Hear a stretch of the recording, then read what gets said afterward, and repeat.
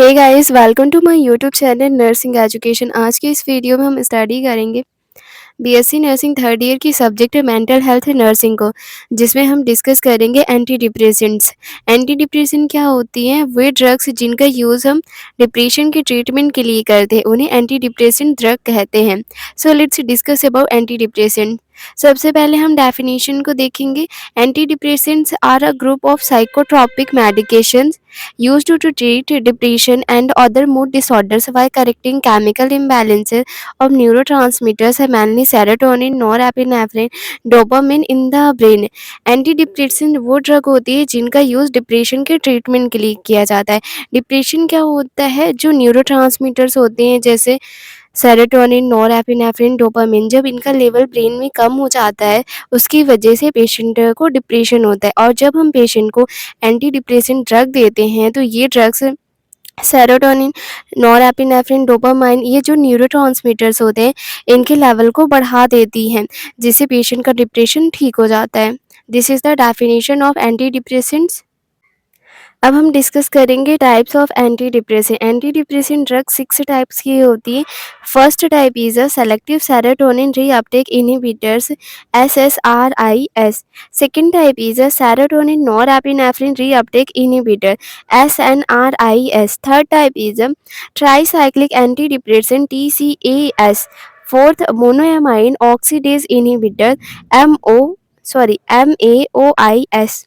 Fifth, atypical antidepressant, and the last one is a serotonin modulators। अब हम इन सारे types की एंटी डिप्रेसेंट्स को वन बाय वन करके डिटेल में डिस्कस करेंगे। सबसे पहले हम देखेंगे selective serotonin reuptake inhibitor, SSRIs। Selective नाम से समझ में आ रहा है, ये सेलेक्ट करके केवल जो सेरोटोनिन न्यूरोट्रांसमीटर रहता है इसके रीअपटेक को इनहिबिट कर देती है। मतलब कि सेरोटोनिन का रीअपटेक नहीं होता है, जिससे कि इनका लेवल बढ़ जाता है। और जब सेरोटोनिन का लेवल बढ़ जाता है तो जो पेशेंट का डिप्रेशन रहता है वो ठीक हो जाता है, क्योंकि डिप्रेशन जो रहता है वो सेरोटोनिन की कमी की वजह से होता है। Mechanism block the reuptake of serotonin. ये जो ड्रग्स होती हैं SSRIs, ये सेरोटोनिन के रीअपटेक को ब्लॉक कर देती है, जिससे सेरोटोनिन का लेवल बढ़ जाता है। Common drugs selective serotonin reuptake inhibitors में कौन-कौन से ड्रग्स आते हैं? इसमें फ्लुक्सेटिन आती है, सर्ट्रेरालिन आती है, सिटालोप्राम आती है, ये ड्रग्स आती है इसमें। साइड इफ़ेक्ट्स, नोज़िया हो सकता है पेशेंट को इन ड्रग से, हेडेक हो सकता है, इंसोम्निया हो सकता है और सेक्सुअल डिसफंक्शन हो सकते हैं। यूजेस डिप्रेशन में दिया जाता है पेशेंट को, और जिन पेशेंट को एंग्जायटी रहती है उन्हें दिया जाता है, और ओसीडी वाले पेशेंट को दिया जाता है जिन्हें ऑब्सेसिव कंपल्सिव डिसऑर्डर होता है, और पीटीएसडी जिन्हें पोस्ट ट्रॉमेटिक स्ट्रेस डिसऑर्डर होता है, उन्हें selective serotonin reuptake inhibitor drugs दिया जाता है।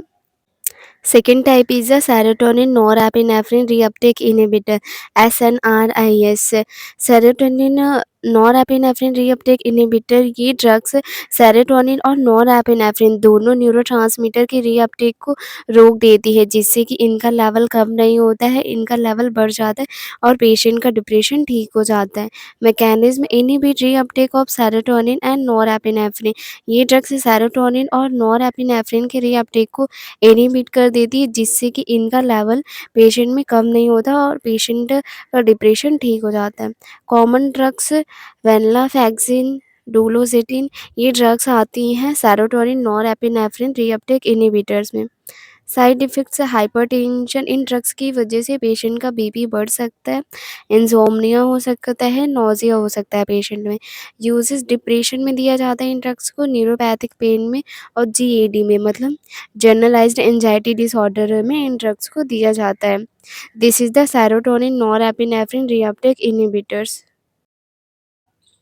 Third type is a tricyclic antidepressants, TCAS. Mechanism block reuptake of serotonin and norepinephrine, also have a anticholinergic effects। A tricyclic antidepressant anticholinergic drug की तरह अपने effect को शो करती हैं, और यह सेरोटोनिन नॉरएपिनेफ्रिन की रीअपटेक को ब्लॉक करके अपना काम करती है। कॉमन ड्रग्स एमिट्राटाइलिन, इमिप्रामाइन, नोट्रिटाइलिन, क्लोमिप्रामाइन, ये ड्रग्स आती हैं ट्राइसाइक्लिक एंटी डिप्रेसेंट्स में। अब हम देखेंगे side effects of tricyclic anti depressant. Tricyclic anti depressant की वजह से पेशेंट में ड्राई माउथ हो सकता है, कॉन्स्टिपेशन हो सकता है, ब्लड विज़न हो सकता है, सेडेशन हो सकता है, पोस्चुरल हाइपोटेंशन हो सकता है। पोस्चुरल हाइपोटेंशन का मतलब होता है जब पेशेंट बैठा होता है और अचानक से खड़ा होता है तो उसका बीपी सडन फॉल हो जाता है, बीपी कम हो जाता है पेशेंट का। High toxicity in a overdose, अगर ट्राइसाइक्लिक एंटी डिप्रेसेंट पेशेंट ने ज़्यादा ले ली तो उसकी वजह से पेशेंट को टॉक्सिसिटी हो सकती है। यूजेस डिप्रेशन में दिया जाता है पेशेंट को, न्यूरोपैथिक पेन में दिया जाता है और माइग्रेन के प्रिवेंशन के लिए ट्राइसाइक्लिक एंटी डिप्रेसेंट दिया जाता है पेशेंट को। अब हम देखेंगे fourth type is a monoamine oxidase inhibitors, MAOIs। ये किस तरह से काम करती है? एक एंजाइम होता है इसमें मोनोएमाइन ऑक्सीडेज। यह एंजाइम सेरोटोनिन, नॉरएपिनेफ्रिन, डोपामाइन को ब्रेक कर देता है, जिसकी वजह से इनका लेवल कम हो जाता है, पेशेंट को डिप्रेशन हो जाता है। लेकिन जब हम पेशेंट को मोनोएमाइन ऑक्सीडेज इनहिबिटर ड्रग देते हैं तो यह इस एंजाइम को ब्लॉक कर देती हैं, जिससे कि ये एंजाइम अपना काम नहीं कर पाता और सेरोटोनिन, नॉरएपिनेफ्रिन और डोपामाइन का लेवल बढ़ जाता है। Mechanism: inhibit the enzyme monoamine oxidase which breaks serotonin, norepinephrine and dopamine. ये ड्रग्स मोनोएमाइन ऑक्सीडेज एंजाइम को रोक देती हैं उनका काम करने से, जिससे कि सेरोटोनिन, नॉरएपिनेफ्रिन और डोपामाइन जो रहता है ये ब्रेक डाउन नहीं होते, इनका लेवल बढ़ जाता है और पेशेंट ठीक हो जाता है, उसका डिप्रेशन ठीक हो जाता है। कॉमन ड्रग्स फेनाल्जीन, आइसोकार्बोक्सासिड, ये ड्रग्स आती हैं मोनोएमाइन ऑक्सीडेज इनहिबिटर्स में। Side effect: monoamine oxidase inhibitor drugs की वजह से हाइपरटेंशन क्राइसिस हो सकता है, मतलब कि पेशेंट का बीपी बहुत ज़्यादा बढ़ सकता है। ऑर्थोस्टैटिक हाइपोटेंशन हो सकता है, मतलब जब पेशेंट बैठा होता है या लेटा होता है और अचानक से खड़ा होता है तो उसका बीपी बहुत कम हो जाता है, जिसे ऑर्थोस्टैटिक हाइपोटेंशन कहते हैं। Uses: atypical depression, atypical depression में दिया जाता है, रेयरली यूज नाउ, और अभी के टाइम पे मोनोएमाइन ऑक्सीडेज इनहिबिटर्स का बहुत कम यूज़ किया जाता है। Fifth type is a atypical anti depressant. Atypical anti depressant में कई ड्रग आती हैं, जिसमें हम सबसे पहले देखेंगे बुप्रोपियोन। इंक्रीज डोपामिन एंड नॉरएपिनेफ्रिन, ये डोपामिन और नॉरएपिनेफ्रिन के लेवल को बढ़ा देती हैं, जिससे पेशेंट का डिप्रेशन ठीक हो जाता है। लेस सेक्सुअल डिस्फंक्शन बहुत कम होते हैं। यूज्ड फॉर स्मोकिंग केजेशन, स्मोकिंग ख़त्म करने के लिए पेशेंट को दिया जाता है, स्मोकिंग जो पेशेंट करते हैं।